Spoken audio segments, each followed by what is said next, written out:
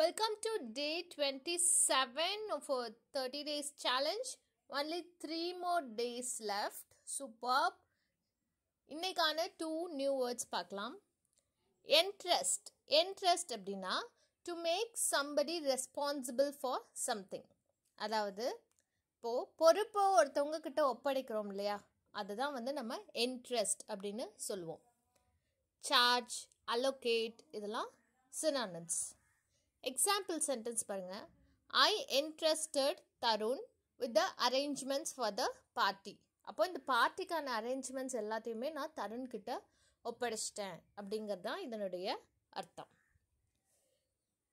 Next word பாருங்க, parleys அப்படின்னா என்னன்னா discussions or negotiations especially between opposing sides. அதாவது பேச்சுவார்த்தை நடத்துவாங்க இல்லையா, இப்போ ஒரு 2 டீம் சண்டை போட்டிருக்காங்க அப்படின்னா அவங்களுக்கு இடையில பேச்சுவார்த்தை நடத்துவாங்க இல்லையா, அதுதான் பாலிஸ் அப்படின்னு சொல்லுவோம். நெகோசியேஷன், டிஸ்கஷன், கன்க்ளைவ் அதாவது மீட்டிங் அந்த மாதிரி தான், அதெல்லாம் பாலிஸ் அப்படின்னு சொல்லுவோம். The government refuse to parley with the rebels. அதாவது ரெபல்ஸ் கூட பேச்சுவார்த்தை நடத்துறதுக்கு கவர்மெண்ட்